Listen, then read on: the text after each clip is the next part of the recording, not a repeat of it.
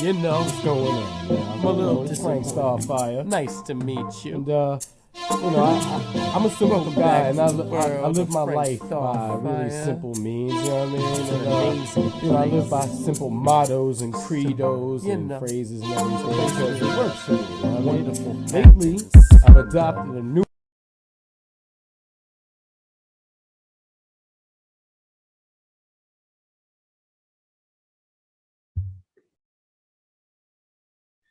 Hey, what's going on, y'all? It's your boy Frank Starfire, and this here is the Just to Be Frank podcast. Thank you so much for joining me. I appreciate you. We're gonna get right to it today. I got my boy Red from Red-Handed Imagery, the writer, director, creator of the Trappin TV series. I met him doing a short film by the name of Ladies Love Leo Littles. So we'll get into all that, the history and all the fun stuff. So without further ado, my brother Red. What's going on with you, brother? I'm good, man. How you feeling, man? I am well, brother, man. It's good to see you. Yeah, man. Great to see you too, my brother. Thank you. Yes, indeed, man. Listen, you know what? When I made this, when I conceived this, I had you in mind. You know what I'm saying? All these innovators, all these creatives that I know, I had you in mind. You know what I'm saying? Like, thank you. That's more than an honor, man. I'm humbled by that, man. Thank you. Listen, let me tell you something. You may not realize it, but I always had illusions to do entertainment. You know what I'm saying? In some form or fashion. I didn't know what it wanted to be. I wanted to be a rapper, actor. You know, I have no idea. You know what I'm saying?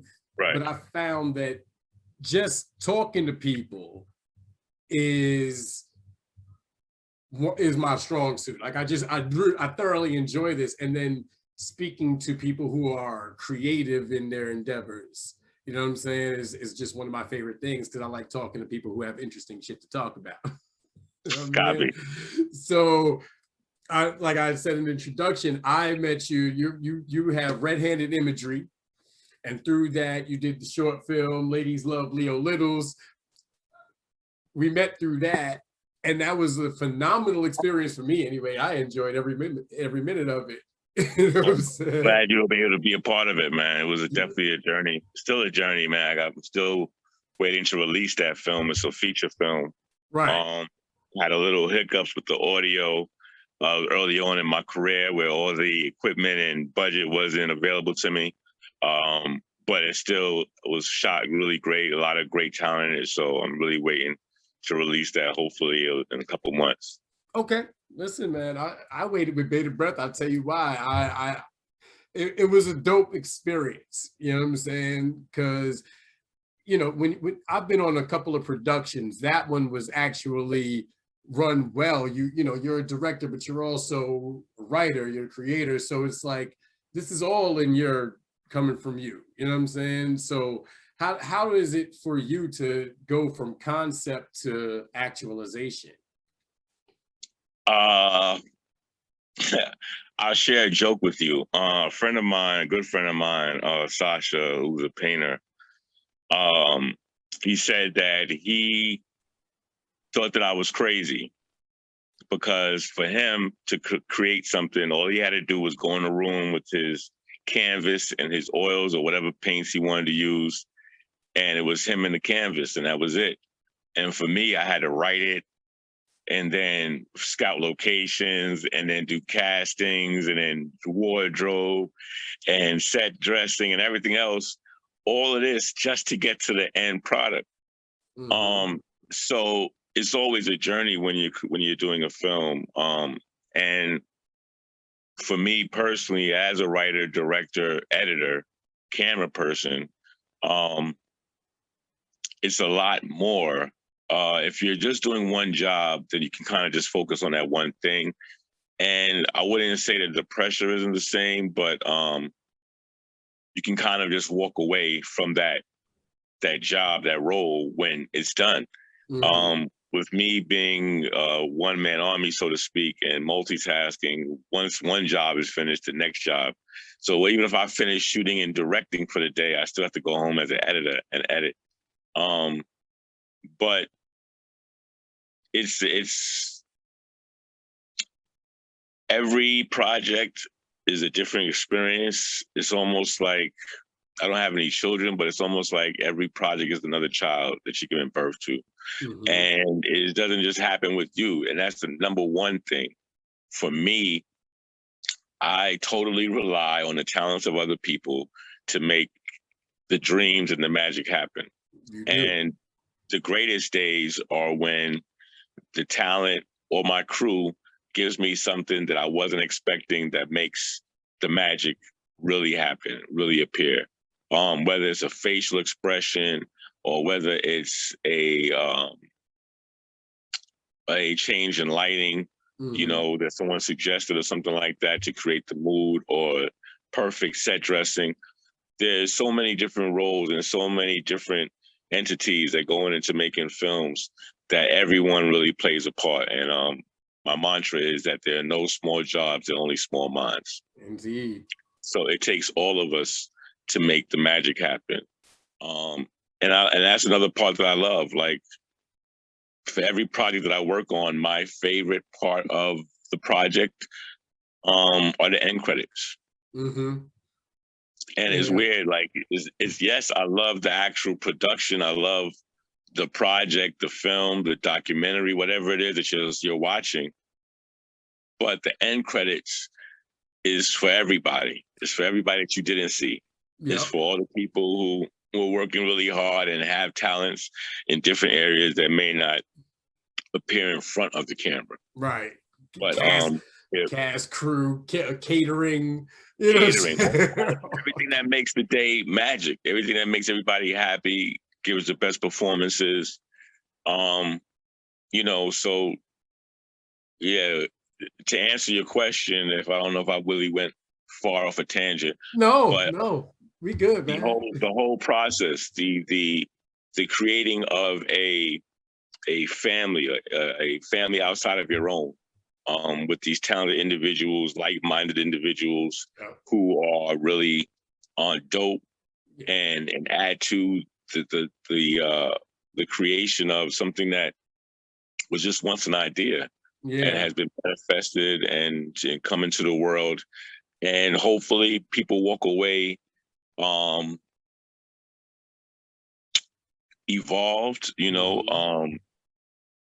and also learning something from it. Like I'm very big on edutainment.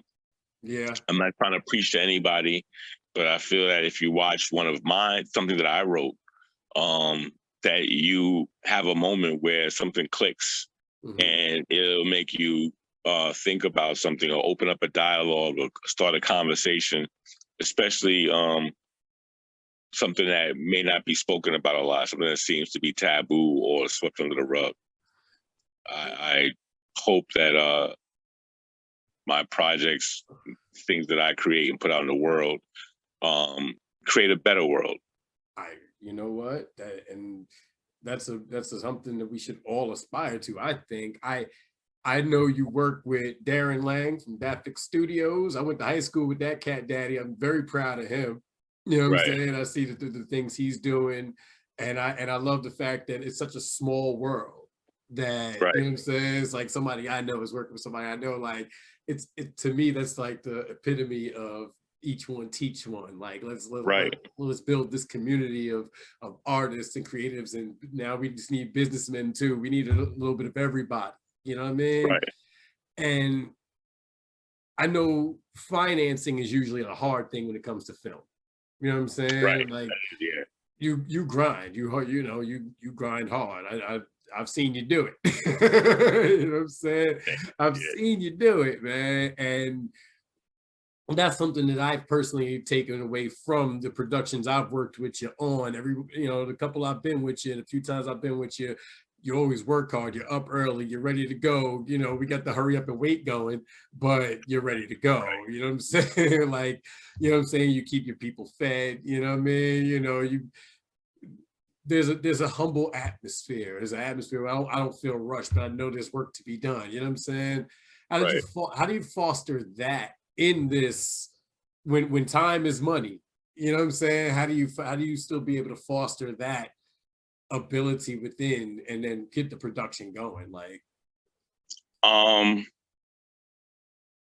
well, we're always on the clock, Yeah. right? I always arrive on set with a plan, and I always have in the back of my mind that something is going to go wrong, right?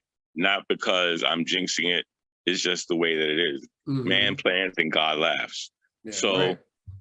so whether it's just it taking us another 15 minutes to set up lighting, or an actor fumbles a line a couple of times, or there's a little extra laughter or whatever, sometimes things go a little awry or go off schedule. But the most important thing to me is to make sure that the magic happens. And in order to do that, everybody has to kind of be in a great mood. Nobody can't be hungry and holding their stomach, you know.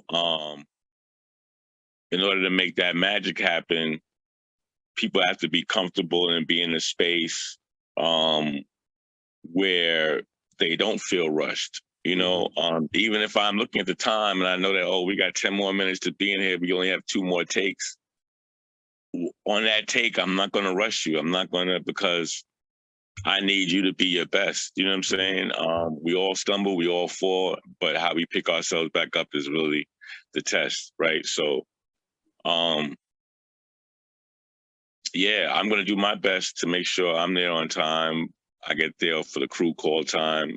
There's been 2, maybe 3 occasions where traffic happened and I have to call ahead and say, listen, I'm running late. But yeah, things can happen, but I think the best, I watch a show, Modern Family, one of my favorite shows. Oh, yeah. And Phil has this philosophy that steady is, slow and steady is smooth and fast, right? So there've been times when, you know, you're looking for your car keys or you're trying to get out the house and you're tearing the house up and you're ripping everything up and you can't find it. You're frustrated. You're starting to sweat. Your anxiety builds. And then because of all that, you're actually forced to slow down and stop and think, right? And usually when you're in your calmer moments is when things come to you. So although life happens, although we're human beings, although emotions can jump into the equation, you still have to, especially as a director, you're the captain of the ship. You are the general, you're the person who everyone's going to look to see the tone, you know, to set the tone and how things are going to feel on set. Right. So there are moments where, yeah, of course, I'm going to get frustrated. There's extra talking on set, stuff like that, or, you know, but for the most part, you have to be a bit of a diplomat, you know. Diplomacy is king. You got several different personalities on set at any given time. And especially with artists, actors, whatever, everyone has a sensitivity, you know what I mean? And so trying to correct people in front of other people is not always a dope idea. Sometimes you want to pull somebody to the side and say, listen, we try this approach. You don't want to seem like you're schooling somebody in front of everybody, but it's a learning experience. Like when I first started, I didn't know, you know, my hat from my head. Like I was just with a camera trying to, and this is early on. I'm talking about before I even did red-handed imagery. Right. I've been messing with cameras for a while, but learning to direct people, and is something that can be taught to a degree, but it's definitely a hands-on. Yeah. Let's go through it a few times. Oh, you know, and then there's always going to be someone different personality, like I said, who needs direction differently. Some people, matter of fact, one time I was on set and there was a young lady who came to me. She pulled me to the side and she was like, well, how come you haven't, you know, given me any direction? You were talking to all the other girls. And I'm like, well, because you've been doing great. I didn't need to tell you anything. You've been doing so I also learned that even sometimes, even when someone is doing great and you feel like you just want them to keep going, sometimes I have to even pull you aside and let you know, hey, great job. Right. You know, that was a great take. So good or bad, you know, actors, talent will always look for some type of input from a director. And you have got to figure out if it's great input, then it's easy. But if it's something that's constructive criticism, you got to find out the best way to relate that message, and know who you're talking to a little bit. Oh, yeah. Kind of do it. So certain people won't take offense to it, or certain actors don't want to be told how to say a line. Right.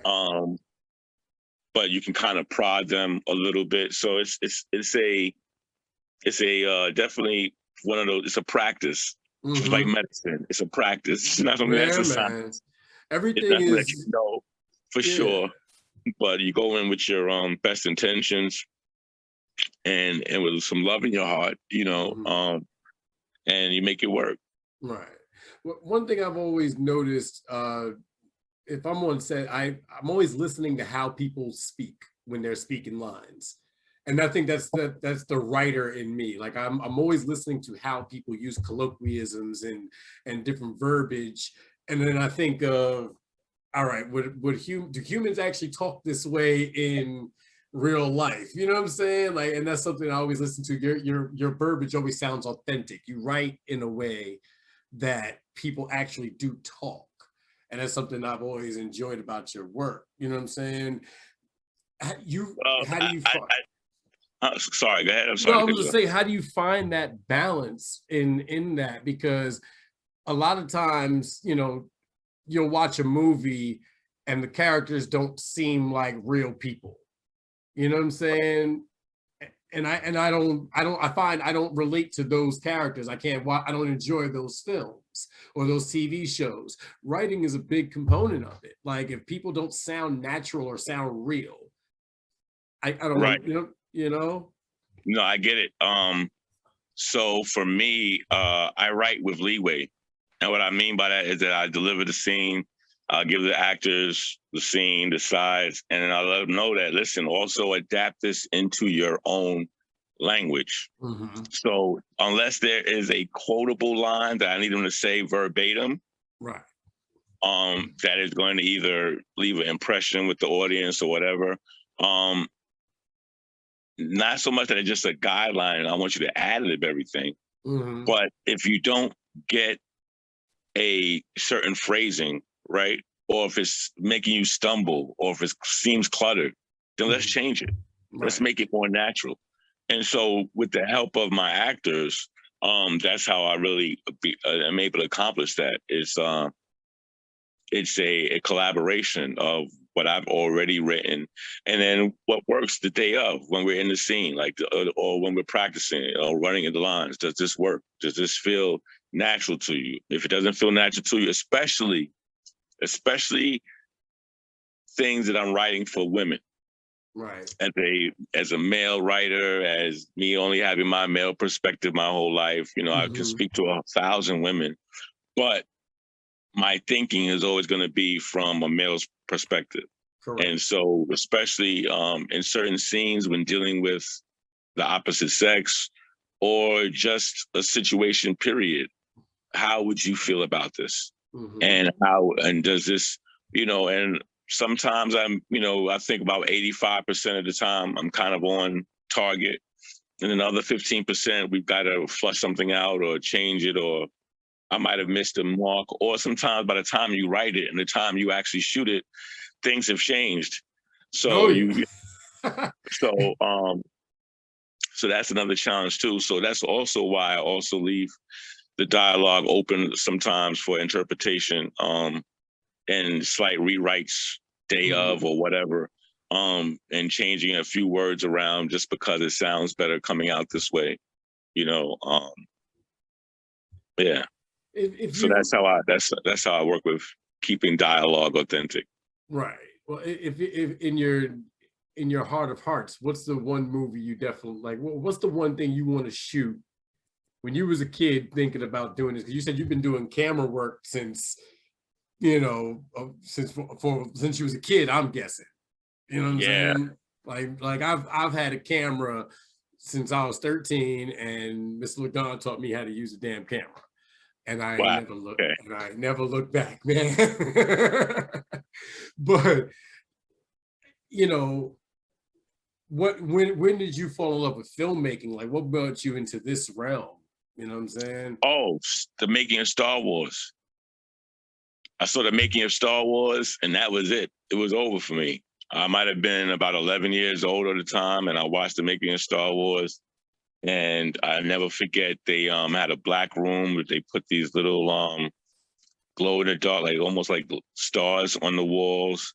And then they had fishing wire and a model X-Wing fighter that they put on the fishing wire, and the fishing wire was on a slant.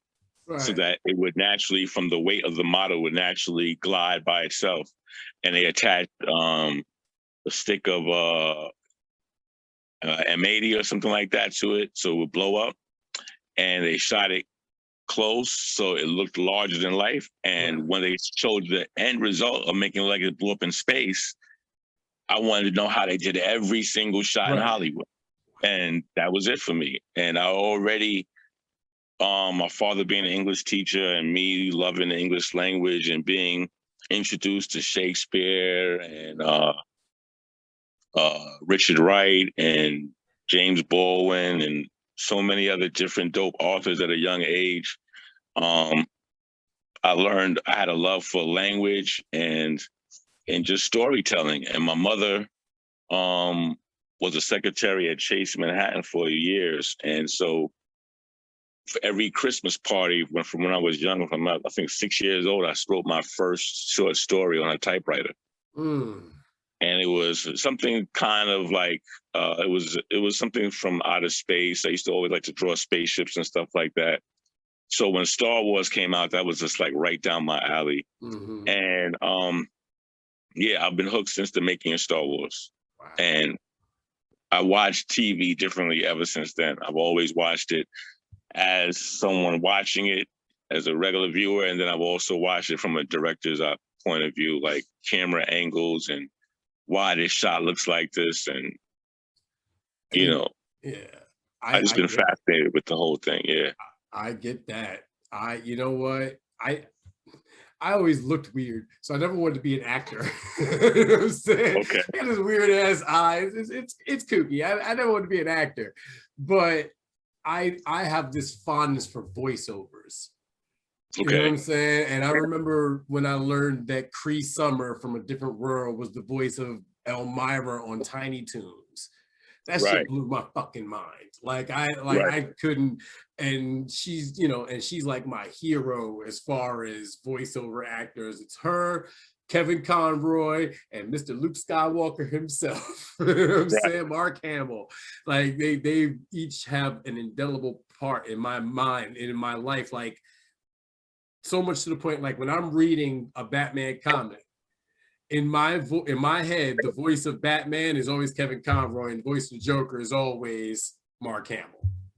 Okay. You know what I'm saying? Like, and that's how I understand exactly how you feel. Like you know, learning that aspect, that's something that I would love to do, is just do voiceovers and be a cartoon. You know what I'm saying? I think my ultimate goal is to be a voice in a Batman cartoon. I ain't gotta be Batman. I could be Thug A that gets kicked by Batman. I'm all right with that. Right. Those small parts, man. Right. Well, so now you've got the Trappin TV series or the web series. How'd that come about? Nothing by mistake. I was already working on a documentary. Like I look around. I'm an observer, right? So I like to look around and see what's going on. And at one point, and it's still going on, a lot of young ladies decided, you know what, if the goal at the end is to make money, not necessarily education, but to make money, why am I going to spend 4 years in college to get a degree when I can just go out and shake and dance and get my red bottoms and my vacations and everything else? And that's a choice that, you know, everyone has the right to make. I just wanted to shed some light on the actual realities of it, that everyone is not going to be able to buy red bottoms at the end of the day. Everyone's not going to go home with a bag, But you know, you choose. Let me interview a few girls and see how it really is. So I had started a documentary called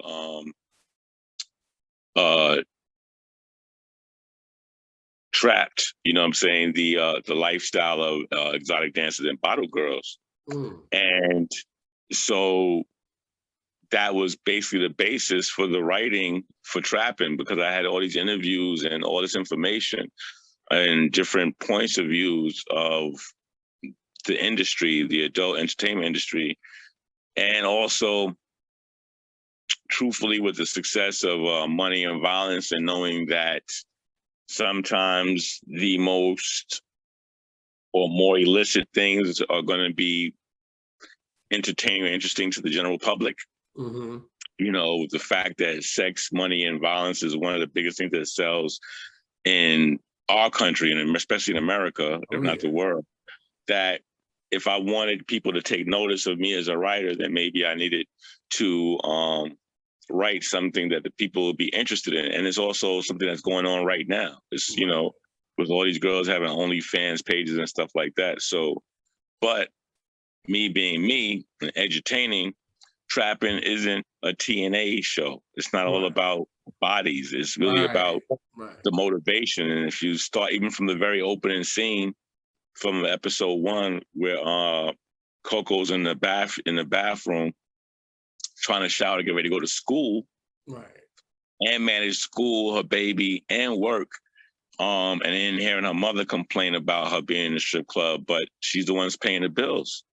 So, you know, there are different aspects and different reasons why people choose to take different paths in their lives. And, you know, my whole hope is that after people tune into this show, when I get through the first season, that they'll have a different respect and different perspective for people who work in the adult entertainment industry, sex workers, and people who are from different walks of life. Like, you never know what one person's motivation truly is, or who that person really is until you speak to them or walk in their shoes, you know. So very true. And it's interesting. I was just having this conversation with somebody the other day about the effects of that lifestyle on somebody's psyche, the ramifications of being in a strip club and using your body in that way. You know, the studies would show that there's a higher rate of illicit drug use, suicide rates, things of that nature are higher in those industries than in others, which, you know, I don't think that's untrue. But is there, what is, for some of these people, what is the silver lining to it? Risking all of that, if ever there is any. Well, all right, I don't want to speak for anyone in particular, right? But in my particular personal experience, I used to date a girl that danced, and she had, when I first met her, I don't think she had an end game. But me being me and her being around me, you know, and talking to me and me talking to her, eventually she ended up enrolling in nursing school, and I used to drive her to nursing class after leaving the club and coming home late, and made sure she was in class by 6 o'clock every morning, and she's an RN now. Nice. So, and you know, I don't think she's ever even had to think about dancing ever again. Like, but that isn't everyone's end. You know, that's not how it turns out for everyone. Some people, like one of the characters in Trappin, Juicy, is a veteran of the pole because she got into it when she was younger because she didn't have anyone taking care of her the way she wanted to be taken care of. And it was easy money without an education, but she never thought of a way out. And so years later, you know, after 2 kids have been taken away from her and she's almost approaching 40, she still doesn't have a way to get out, you know? So that's the thing, you know, in life, no matter what career path you choose, is kind of best if you have some type of plan. It's best to plan, period. They always say a man who fails to plan plans to fail. So even if you don't know exactly how it's going to happen, plan for a better future. Yes, indeed. Plan for the things that you want to happen. They're going to be good for you, you know, and if you actually start taking the steps to it, I say it's like, I always tell people, you got to get out and push. You know, if your car break down, you just sit there. No one going to know that your car broke down. They're going to think you just pulled over. Right. You get out and you start pushing, and people seeing you making an effort and committed to changing your situation, people will join in and help you. Isn't that the truth? Now, it's interesting. There's a lot of people who will say that nobody wants to help anybody anymore. Like, there's no decent people around. Now, I know that not to be true. You know what I'm saying? Right. How did we get, and I know this is probably too large of a question for just two guys like us, but I wonder, how did we get to this point, and how the fuck do we get beyond it? You know what I'm saying? And it's just as far as being people. You said your dad was an English teacher. Your mom was secretary for Chase. You know what I'm saying? Education is an amazing thing, but is education enough? You know what I'm saying? Education is a great thing. Education is a great thing. Exposure is even a better thing, because you can learn things by books, but actually going outside in the world and being able to put them, utilize them and put them to use is a different thing. Mm-hmm. But spread love, man. Yeah. Like, that's the bottom line. If you can look to your left and you can look to your right and above you and below you and spread love, then we're good. That's all bases covered. You know, exercise self-love, right? And spread love. And that's it. I don't care what race or ethnicity or genre or gender or where you come from on this planet, or if you're from another universe, I don't care. Just spread love. I know you meant gender, but yeah. But I knew, but even hearing genre, that seemed right to me too. Yeah, that's about right. Yeah, well, people, you know why I say that also, and I didn't really try to correct myself so much, is because it's funny that we live in a world now with so many different labels, with people who didn't want to be labeled, but now want to be addressed by the right label. Right. And so, you know, whatever classification you want to put yourself in, somebody might not even want to say they're a human being. Somebody might actually complain and say, I don't want to be called a human being. I want to be called an existing being. Right. Energy. You know what I mean? So That's me. That's me. You know, so, you know, so whatever you fall into, whatever makes you comfortable, you know, but just spread love, you know. Yes, indeed. It's so much easier than holding hate and poisoning yourself and your mind and your energy, to hold all that in, man. Just spread love, smile a little bit, give a hug, you know. You know what? It's funny you say that, because one of the major things I also noticed about you, and one of the reasons why I have so much genuine love for you, is because of the way you treat animals. See how you treated your dogs, you know what I'm saying? Like that, like, I ain't gonna lie, that to me, that is a true measure of a human being. You know what I'm saying? How do you treat, you know, lesser creatures, as they would say, but you damn sure love you love them animals, man. You love them animals, man. Yeah, I definitely do, man. I definitely do, man. I definitely do, bro. I know you lost one recently. December 28th, yeah, my Paisley, yeah. Condolences. Yeah, it's my baby, man. Yeah, man. But you know, but that's, you know, that's one of those things that you notice about somebody, and again, it's amazing how something so innocuous, so simple as just treating a dog with love and compassion can translate to treating people the same way. You know what I'm saying? You know, it's funny, like, I walk Sporty in the morning, and like, there's a few dogs in my neighborhood. Mm-hmm. And as I pass their crib, they all go bananas, and like, their owners will let them out. Like, like some of their owners are even amazed, like, their dogs bark at everybody else and growl at everybody else, and they all come up to me and they just love me. And like, I just love them back. Like,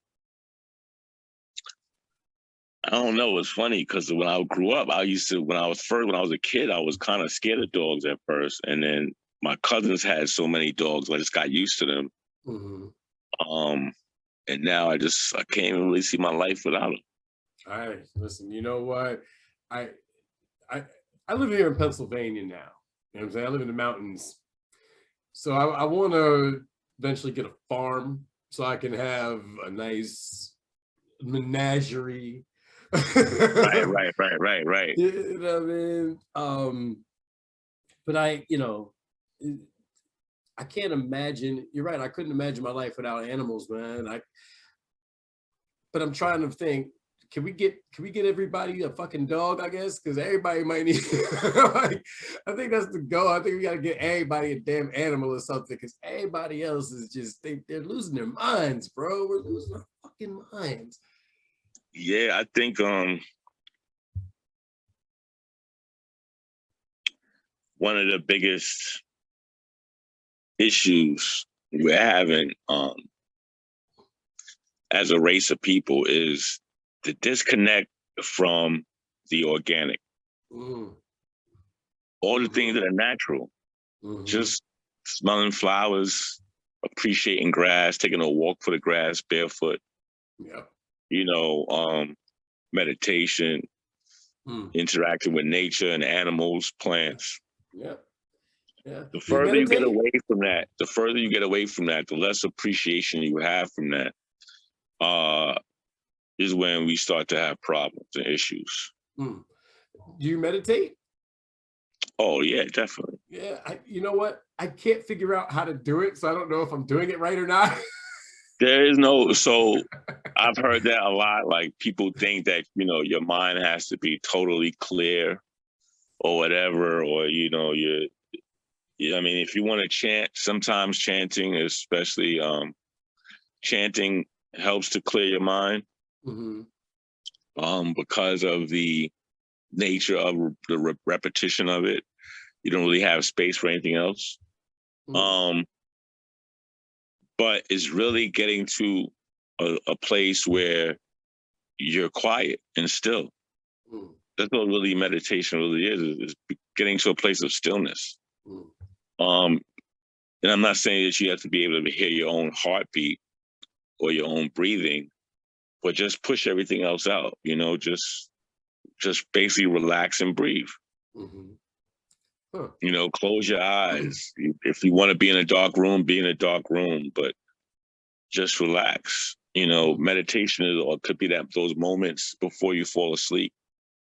Being conscious enough to just be there and be still. And a lot of times being still is what we need. We always need a reset. From our cell phones, our computers, while we're in our bodies need a reset. While we're in our minds need a reset. It's just being still, just calming down. So reset. Some Control, people, Alt, Delete. Right. Some people choose a yoga position. Some people choose to wake and bake. Meditation doesn't have to be at any particular time. Right. It's just taking the moment, taking the time to reset, and just be still. You know what? I always find that I'm up early. 3 a.m. I'm up. You know what I mean? Every day. It's weird, but I get a lot done in those few hours. And I guess what I do is meditation. I sit, I drink my coffee, smoke my joint, and I just I allow my mind to just formulate itself, so I guess I'm doing it right. But what's next? What's next for Redhead and Imagery, man? What do we do next? I just spoke to Joe the other day. He said he's going to be finished with the screenplay for the Poplar Trees by September. That's what he said. Okay. That's what he said. Yeah. So speaking of that, I did in one of the opening scenes of Leo Little's, his book is there. I showed the book, The Poplar Trees. There's a lot that's coming up. In July, I'm putting together a live art exhibition and hip hop homage. Woo! Yeah, July 10th. And I wanted to be something that really hasn't been done before. And I'm gonna give you a few more details on that, but there'll be some live body painting. The actual models who are painted will be part of the live art exhibition. It will be featuring Mark the Artisan, who's a really dope mixed materials painter and artist. My brother DJ Shogun will be one of the DJs. We got a celebrity host coming out. But that really is supposed to be about a rebirth, a reemergence of art, entertainment, and community, especially after 14 months in COVID restrictions. Trying to just bring back the feel of a good vibe, reviving the art world never went anywhere, but just being able to share the art, expressions. And art has always been an expression of the times. And so I wanted to show how different people survived through these times, some of the greatness that came out of those times, and how we are still flourishing. You know, it's funny. I constantly think about it. The last pandemic was 1918, lasted till about 1921. And what came out of that was the Roaring 20s. So much, I mean, magnificent art and literature came out of that terrible time. What's gonna, you know what I mean? I can't wait to see what people have been cooking up for these past 14 months, and then we're gonna get through there. Because again, I mean, it's interesting. We're in 2021, so the Roaring 20s is not. You know what I'm saying? It's like symmetry. I like the symmetry of that, man. How did you fare in the pandemic? You know what I'm saying? That, you know, you're in New York, so you know. Financially, I came out okay. That's good. I'll take that. Spiritually, it was a test. I lost a lot of good friends, unfortunately. Rest in peace to Brother Spock. Yeah, Spock, my boss, my friend Jermaine Miller, his mother passed away.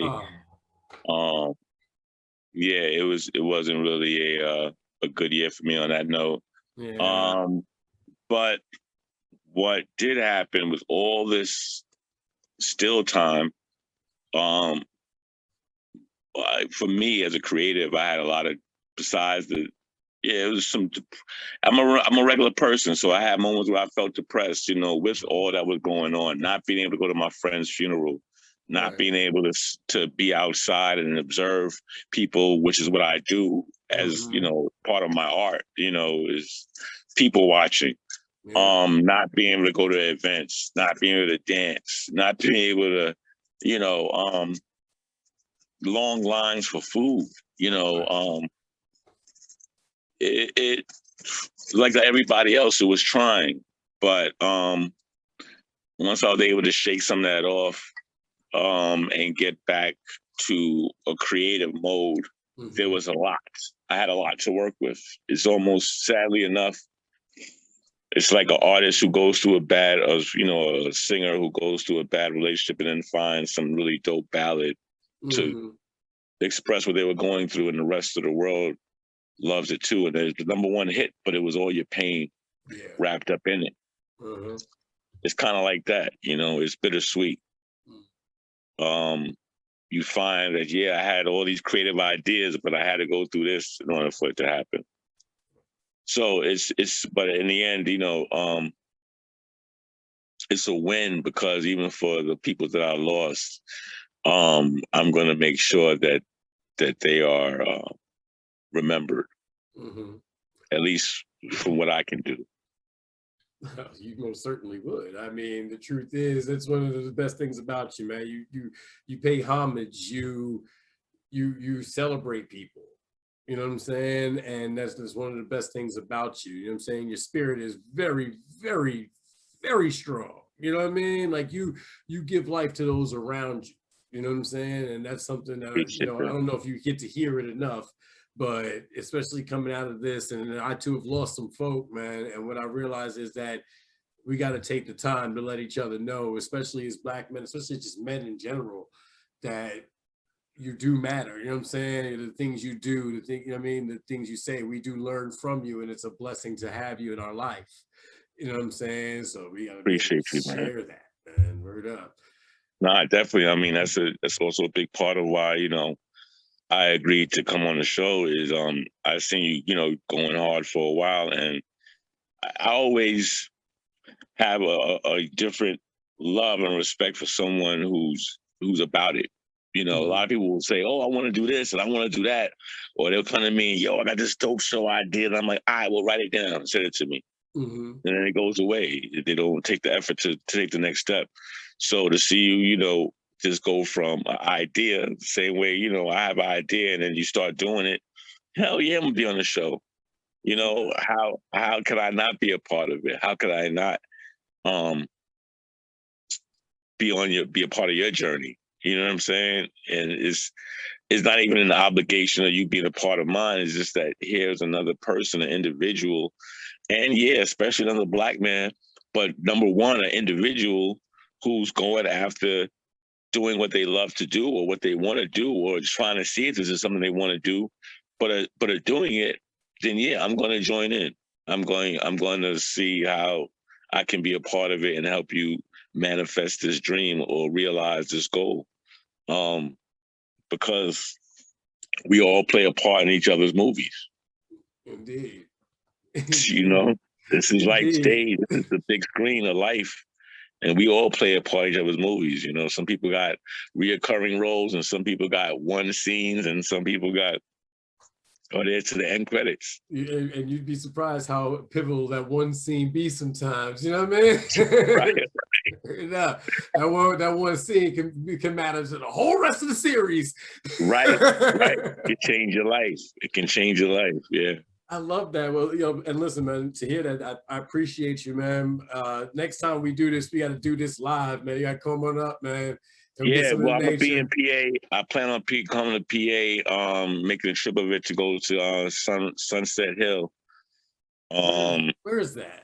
The gun range over there. I'll let you know, man. You can join us, man. I'm gonna take my girl to go. I'm gonna take my girl to go shooting. But I got my shotgun. Sunset is where Spock took me the first time I ever went shooting at a range. Okay. And you know, rest in peace to my brother. I wanted to share that experience with my girl, and you know, definitely shout him out while I'm there. That's my dude. Yeah. Bust a couple shots for him. Yes, indeed. But yeah, I'm gonna be in PA for sure. That'll probably be in August, if not late July. Okay, hey, my birthday is August 6th, man. Let's do it.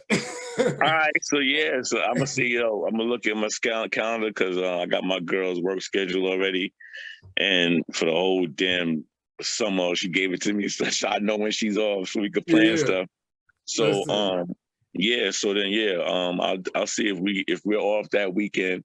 We could try to make that happen. That'd be dope, man. Bust some shots for your birthday and spread some love for A. And yep, come on up, and then we'll barbecue, man. We'll do something here at the crib and just, you know. Oh, that'll be fly. That'll be fly, man. We'll do something, man. We'll film an episode too, man. What part of PA you in? Mount Pocono. I'm in the Poconos. So that means you can't be far from the gun range because it's like 45 minutes from Pocono Village or whatever. Oh yeah. Once I Google it, I'm sure it's probably it's called Sunrise. It's called Sunrise Hill or Sunset Hill or something like that. It's either Sunset or Sunrise Hill, but it's Sunsets. It's like one of the most infamous gun ranges out there. It's super big. It's well known. So okay, can't be hard to find. Yeah.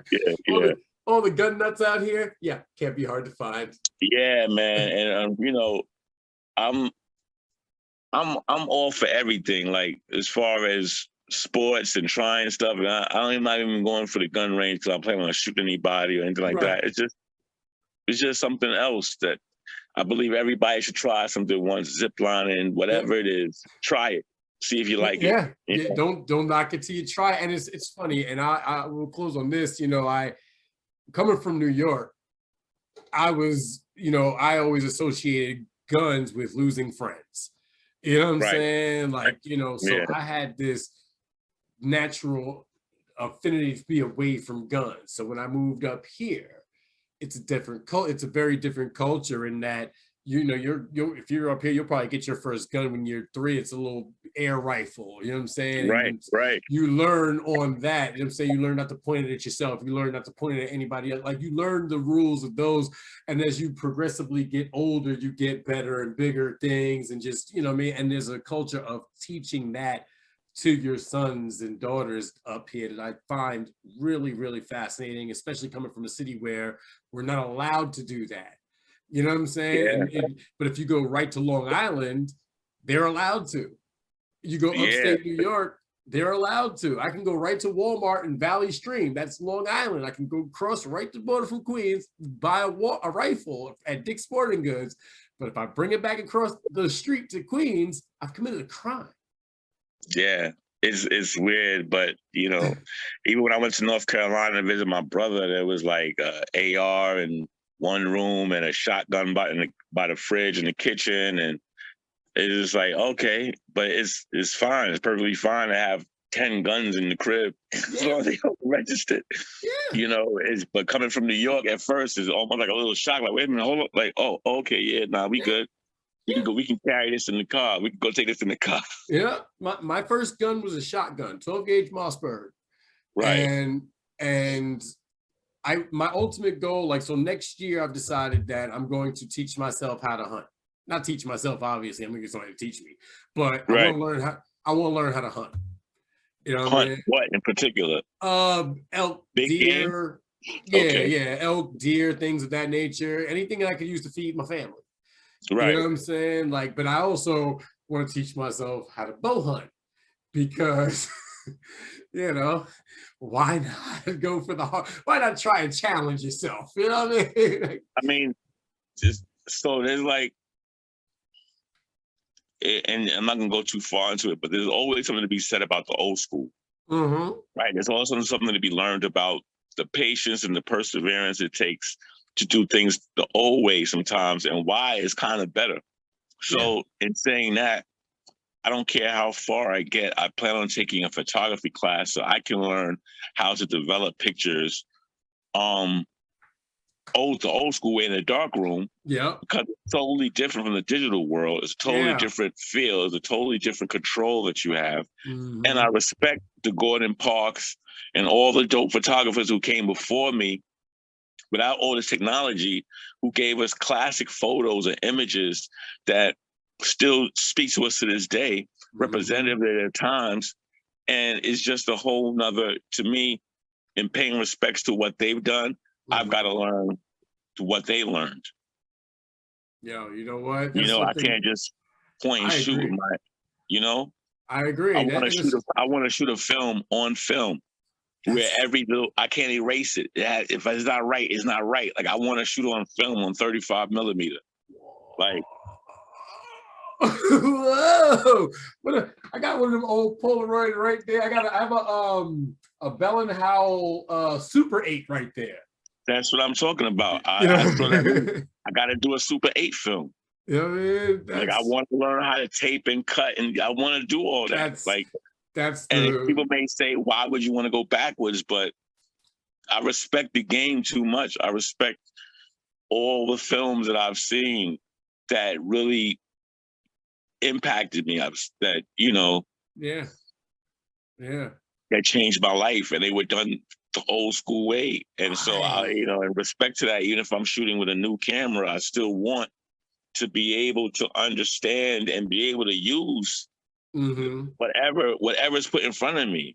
Right. I can drive stick. I've driven limos. I want to be able to drive an 18-wheeler. It's all the same. Like, I make me versatile in everything, so that nothing stands in my way, and everything is a tool that I can utilize. Yes, and that's the thing. Like, people have to be able to accept the concept that everything you utilize is a tool, and every tool has a use. You know what I'm saying? Guns are a tool, but their only use technically is to kill things. You know what I'm saying? But that's what the tool is for. So if it's used in the right way, you can do great things. Damn, why we just get a bad connection right now? Oh, can you see me? Are you good? No, you just froze on the right way, and I was like, all this time, and then we had a little glitch, but it's all good. It's all right, a little glitch in the matrix. They heard us. You know what I'm saying? but what I mean is, like, you know, we have to be able to use the tools. Money is a tool. When used right, it can do great things. When used wrong, you get global warming and shit. You know?